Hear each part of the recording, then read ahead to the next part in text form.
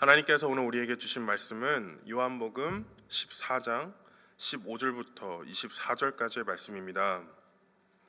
요한복음 14장 15절부터 24절까지의 말씀, 이 시간 교독하실 때 마지막 절 합독하시겠습니다. 너희가 나를 사랑하면 나의 계명을 지키리라. 내가 아버지께 구하겠으니 그가 또 다른 보혜사를 너희에게 주사 영원토록 너희와 함께 있게 하리니 그는 진리의 영이라. 세상은 능히 그를 받지 못하나니 이는 그를 보지도 못하고 알지도 못함이라. 그러나 너희는 그를 아나니 그는 너희와 함께 거하심이요 또 너희 속에 계시겠음이니라. 내가 너희를 고아와 같이 버려두지 아니하고 너희에게로 오리라.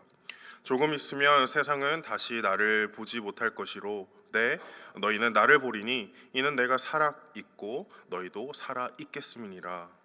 그날에는 내가 아버지 안에 너희가 내 안에 내가 너희 안에 있을 것을 너희가 알리라. 나의 계명을 지키는 자라야 나를 사랑하는 자니 나를 사랑하는 자는 내 아버지께 사랑을 받을 것이요 나도 그를 사랑하여 그에게 나를 나타내리라. 가로진 아닌 유다가 이르되 주여 어찌하여 자기를 우리에게는 나타내시고 세상에는 아니하려 하시나이까. 예수께서 대답하여 이르시되 사람이 나를 사랑하면 내 말을 지키리니 내 아버지께서 그를 사랑할 것이요 우리가 그에게 가서 거처를 그와 함께 하리라. 합독하시겠습니다. 나를 사랑하지 아니하는 자는 내 말을 지키지 아니하나니 너희가 듣는 말은 내 말이 아니요 나를 보내신 아버지의 말씀이니라. 아멘. 하나님의 말씀입니다. 오늘 본문은 무엇을 하면 이렇게 어떻게 될 것이다 형식의 이 가정법으로 되어 있습니다. 예수님께서는 자신을 사랑하면 나타날 일들을 본문 전체에서 말씀하고 계십니다. 이 예수님의 진실된 사랑의 마음이 담겨 있는 이 말씀들을 보화를 캐듯이 한 절 한 절 살펴보기 원합니다. 먼저 15절에 예수님을 사랑하면 예수님의 계명을 지킬 것이라고 합니다. 여기서 예수님의 계명은 이 요한복음 13장 34절에 서로 사랑하라 내가 너희를 사랑함과 같이 서로 사랑하라의 계명입니다. 다음 절 16절에 보시면 예수님을 사랑하면 이 보혜사께서 즉 성령님께서 우리와 영원히 함께 하시도록 예수님께서 하나님께 구하시겠다라고 말씀하십니다. 이 17절에는 성령님을 이 진리의 영으로 소개하며 특별히 이 성령님의 독점성, 이 영어로 exclusive함을 나타내 보여주고 있습니다. 오직 예수님을 사랑하는 자들만 누릴 수 있는 특권과 같습니다. 18절에는 예수님을 사랑하면 예수님께서 우리를 고아와 같이 내버려 두시지 아니하시고 우리에게 오신다라고 하십니다. 19절에는 예수님을 사랑하면 우리는 산자로 살아계신 예수님을 보게 될 것이라고 말씀하고 계십니다. 20절에는 뭐라고 하십니까? 예수님을 사랑하면 우리는 예수님 안에 있게 되고 예수님도 우리 안에 있게 될 것이라고 말씀하고 계십니다. 21절 예수님을 사랑하면 예수님은 자신을 우리에게 나타낼 것이라고 말씀하고 계십니다.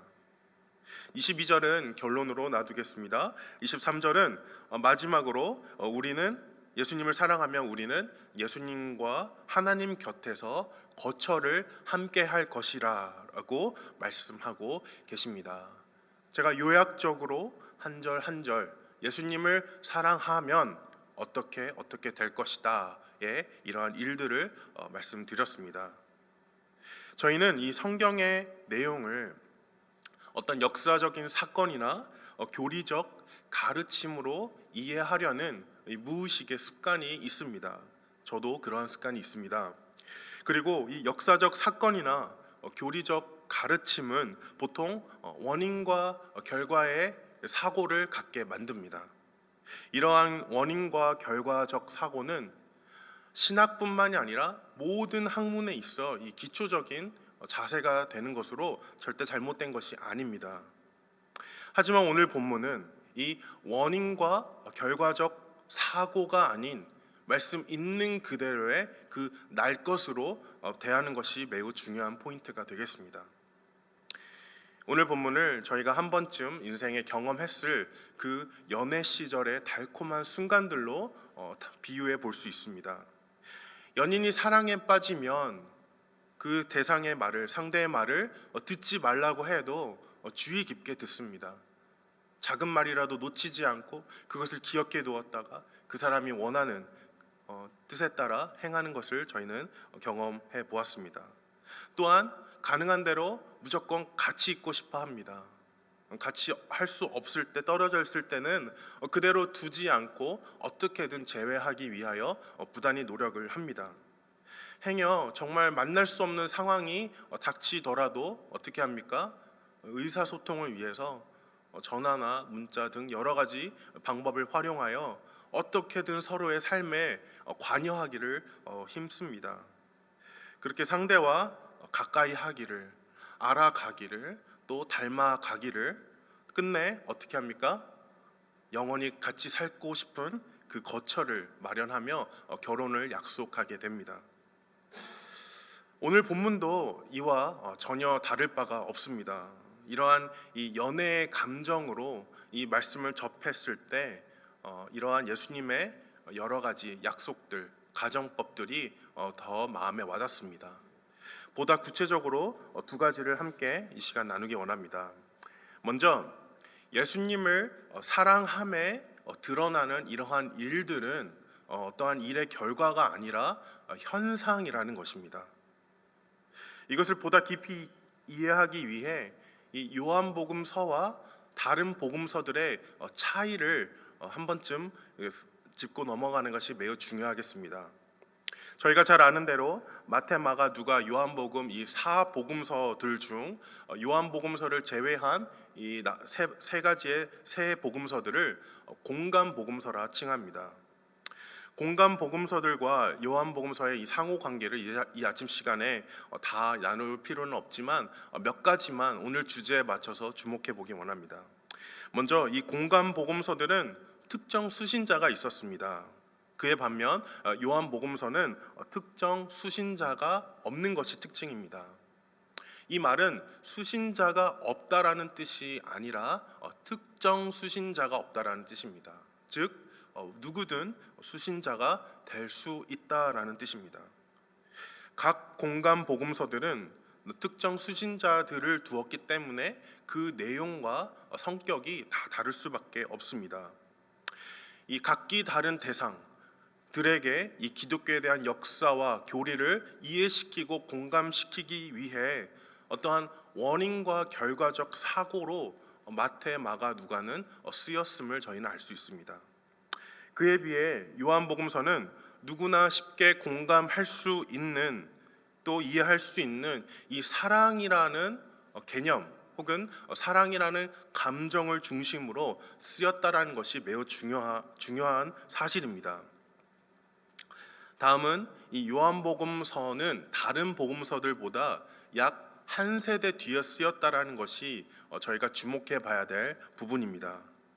사도 요한이 이 반모섬에서 마태, 마가, 누가가 쓴 이 복음서들을 접하며 그 복음서들이 미처 다루지 못한 그 부분들, 왜냐하면 그 복음서들은 특정 대상이 있었기 때문에 미처 종합적으로 다루지 못한 부분들을 요한은 다루며 서로 상호 보완차 이 사복음서의 균형을 이루었습니다. 그러므로 공간 복음서들끼리는 서로 이 40%에서 90%까지도 서로 이 교차되는 이야기들이 있는 반면 요한복음은 약 10% 미만으로만 중복이 되는 것을 저희는 알고 있습니다. 이처럼 요한복음서는 특별히 이 오늘 본문은 예수 그리스도를 통한 이 하나님의 사랑을 모든 사람들이 이해하고 공감할 수 있도록 쓰여진 책의 내용이 되겠습니다. 오늘 본문에 예수님을 사랑하며 나타나는 일들은 어떤 역사적 사건이나 교리적인 가르침으로 이해하기보다 아주 지극히 원초적으로 이 사랑의 현상으로 바라보는 것이 매우 중요합니다. 우리는 사랑을 할 때, 누군가를 사랑할 때 그 사람을 사랑함에 드러나는 현상을 기대하며 사랑하지 않습니다. 어떻게 사랑을 하다 보니 그러한 사랑의 현상들이 드러나는 것뿐입니다. 그런 의미에서 우리는 이 원인과 결과적 사고방식에 매여 행여 예수님 자체를 보지 못하고 있진 않은지 한 번쯤 생각해 봐야 될 문제입니다. 마태는 반유대주의적으로, 또 마가는 반로마주의적으로, 또 이 누가는 반헬라주의적으로 예수님을 증거함이 목적이 되어 쓰였습니다. 하지만 우리가 예수님을 사랑하는 그 자체가 무언가를 반하는 일에 그쳐서는 안 된다라는 것입니다. 예수님을 사랑한다라는 것은 무엇일까요? 적어도 이 반비기독교적 입장을 취하고만 있는 것이 다가 아닐 것입니다. 예수님을 사랑한다라는 것은 예수님께서 오늘 본문에 우리를 향한 적극적인 그 사랑의 마음과 행위에 대하여 우리도 적극적으로 반응하는 것입니다. 그리할 때에 나타나는 현상들은 역사적 사건이나 교리적 지침이 아닌 이 사랑의 증거이자 사랑의 언어가 되겠습니다. 예수님을 사랑하면 사랑하는 예수님의 말씀을 듣는 것, 계명을 지키는 것이 어떠한 이 책임적인 의무가 아니라 나만이 누릴 수 있는 독점적인 권리가 된다는 것을 저희는 오늘 말씀을 통해 알아야 될 것입니다. 생각해 보십시오. 사랑하는 사람이 내 곁에 나와 소통한다는 것이 얼마나 나만의 독점적인 가슴 떨리는 일입니까? 그 부분을 예수님은 오늘 말씀을 통해 전달하고 계십니다. 다음으로 우리는 이 예수님의 사랑은 현사랑이라는 사실을 알아야 될 것입니다. 오늘 본문에 예수님께서 말씀하신 이 가정법은 모두 다 과거 완료형이 아니라 어떠한 개념적인 그 형태가 아니라 모두 미래 진행적으로 말씀하신 사실을 오늘 본문을 통해 알 수 있습니다. 우리가 예수님을 사랑하면 나타나는 현상들은 미래에 잠재된 일입니다. 이 부분을 잘 생각해 보시기 바랍니다. 그 미래에 잠재된 사랑의 현상들을 위해 예수님의 현사랑이 필수적으로 늘 전제되어야 있어야 됩니다. 즉 예수님이 우리를 영원히 사랑하고 계시기에 우리가 예수님의 사랑에 반응할 때 여러 사랑의 현상들이 언제든 드러날 수 있다는 뜻입니다. 좋은 예가 이 구약의 호세아 선지자를 또 우리가 바라볼 수 있습니다. 이 아내를 향한 맹목적인 그 순정을 통해 하나님의 사랑이 드러나는 것이, 그것을 통해 하나님의 사랑을 아는 것이 좋은 예가 됩니다. 신약에는 어떻습니까? 이 탕자의 비유 속 아버지의 맹목적인 그 아들을 향한 기다림을 통해 드러내신 이 하나님의 사랑이 또한 좋은 예가 됩니다. 하나님의 사랑은 늘 적극적이시고 늘 먼저 행하시는 사랑이 됩니다. 그런 하나님의 사랑이 늘 전제가 되어 주셨기 때문에, 영원히 되어 주셨기 때문에 하나님의 사랑에 반응할 때에 이러한 현상들이 언제든 잠재적으로 드러나게 된다라는 뜻입니다. 예수님을 통해 드러내진 이 하나님의 사랑은 태초부터 지금까지 동일합니다. 끝사랑이라는 노래가 있습니다. 첫사랑보다 중요한 것은 끝사랑을 강조하는 노래입니다. 여기서 말하는 이 끝사랑은 현사랑과 같은 의미입니다. 즉 첫사랑이 아니지만 끝사랑, 나와 함께하고 있는 이 현재의 사람이 나의 끝사랑이다 라며 이렇게 부르는 노래입니다. 저도 첫사랑보다 이 끝사랑이, 즉 현사랑이 더 중요하다고 생각합니다. 물론 우리가 예수님을 처음 영접했을 때 그 감격과 기쁨은 이 세상 무엇보다 값집니다.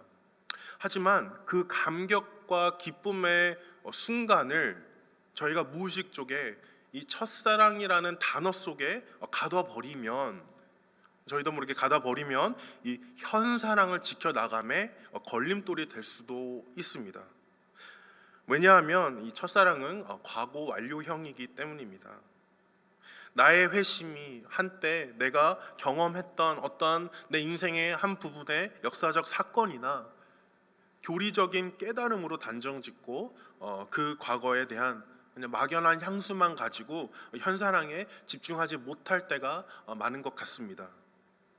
그런 우리들을 향해 예수님께서는 오늘도 이 말씀과 같이 늘 미래 진행형으로 잠재된 사랑을 가슴에 품고 우리에게 말씀하십니다. 너희가 나를 사랑하면 나와 늘 소통할 것이다. 내가 여기 있다. 내가 늘 너와 함께 하길 원한다. 너는 나를 닮아갈 것이고 우리는 같이 결혼을 할 것이다. 이러한 심정으로 예수님은 이 말씀하고 계심을 저희는 알아야 될 것입니다. 존 파이퍼라는 목사님의 이 책에 하나님을 기뻐하라라는 책에서 이 기독교 희락주의, 기독교 행복주의에 대하여 이렇게 설명합니다. 하나님이 제일 되는 목적은 하나님을 영화롭게 하고 영원토록 하나님 자신을 즐거워하는 것이다. 이 말이 기이하게 들리는가? 우리가 하나님의 계획보다는 우리의 의무를 생각하는 데 익숙해져 있기 때문이다. 하나님의 계획을 구할 때 우리는 하나님의 애정의 중심에 있는 우리 자신을 기준으로 진술하려는 경향이 너무 강하다. 가령 하나님의 계획은 세상을 구원하려는 하는 것이라고 말할 것이다. 하지만 하나님의 구원 계획은 최종 전 단계이지 최종 단계가 아니다. 하나님의 궁극적인 목표는 자기 자신을 영화롭게 함으로써 누리는 즐거움이다. 기독교 희락주의의 근본 토대는 우리를 향한 하나님의 헌신이 아니라 자기 자신을 향한 하나님의 헌신이다라고 말하고 있습니다. 우리들의 신앙생활의 목적이 영혼 구원함의 어떠한 사건이나 교리에 그치는 것이 아니라 하나님을 늘 찬양하는 것임을 기억하시기 바랍니다. 그것이 우리가 오늘날 행해야 될 일이고 또 저 천국에서 영원히 행해야 되는 일입니다. 다윗은 이 영원한 천국의 기쁨의 비밀을 안 자였습니다. 다윗은 그 기쁨을 누구보다 크게 누린 자였습니다. 다윗은 하나님과의 현사랑에 아주 진심인 자였습니다. 그 예가 언제입니까? 다윗이 하나님을 찬양하는 시편의 내용을 통해서도 저희가 잘 알 수 있지만 다윗이 죄를 지었을 때 그가 행했던 일, 밤새 울며 회개에 힘썼습니다. 그가 회개에 힘쓴 이유는 그가 받은 그 구원받음이 자신의 죄로 말미암아 사라질까 염려해서가 아니라 보다 더 단순하고 보다 더 원초적으로 이 하나님과의 현사랑에 자신의 죄로 말미암아 얼룩진 그 얼룩을 씻어내기 위하여 밤새 울며 노력한 자였다라는 것입니다. 오늘 22절에 이 가룟 유다의 이름이 언급되는 이유를 통해 오늘 말씀의 결론을 맺기 원합니다. 22절에 보시면 가롯인 아닌 유다가 이르되 주여 어찌하여 자기를 우리에게는 나타내시고 세상에는 아니하려 하시나이까. 사도 요한은 의도적으로 가롯이 아닌 유다를 언급하며 이 가롯 유다와 또 다른 동명의 유다의 각기 다른 운명을 아주 자연스럽게 비교하게 만듭니다. 가룟 유다의 치명적인 죄악은 예수님을 배반한 죄가 아닙니다. 그것도 죄지만 그것이 가룟 유다의 치명적인 죄는 아닙니다. 왜냐하면 베드로도 예수님을 3번 부인하지 않았습니까? 유다의 치명적인 죄는 예수님과의 관계가 늘 이 원인과 결과의 사고 가운데 가둬둔 것이 그의 치명적인 죄가 되겠습니다. 끝내 그는 이 예수님의 미래지향적인 미래진행적인 사랑을 자신의 교만함으로 과거 완료형으로 가둬버리고 스스로 비극적인 최후를 맞이하였습니다. 그것이 유다가 가지고 있는 치명적인 죄악이 되겠습니다. 앞서 말씀드린 대로 요한복음서는 특정 수신자가 없고 누구든 수신자가 될 수 있다고 말씀드렸습니다. 오늘 이 말씀 가운데 있는 가룟 유다가 아닌 유다는 그 수신자 중에 한 명이 됩니다. 당당히 우리 예수 그리스도를 사랑함 가운데 예수님을 보게 될 그 무리 중에 한 사람으로서 우리라고 표현하는 자기 자신이 이 요한복음의 수신자가 되고, 오늘 이 자리에서 우리라는 말씀을 접하고 있는 우리들 또한 이 요한복음의 수신자가 된다라는 사실입니다. 즉 그 요한복음의 수신자는 예수 그리스도를 통한 하나님의 사랑을 드러내는 이 책의 특징인 요한복음의 수신자는 바로 그 하나님의 사랑을 깨달은 자들, 시대와 공간 상관없이 그 말씀을 통해 하나님의 사랑을 예수 그리스도로 말미암아 받은 자들이 수신자가 된다라는 것입니다. 예수님과 현사랑과 그 현상을 누리시며 참된 요한복음의 수신자가 되시어 인생의 복된 나날을 누리시는 초대교회 모든 성도님들, 또 제가 되기를 주님의 이름으로 축원드립니다. 시간 기도하시겠습니다.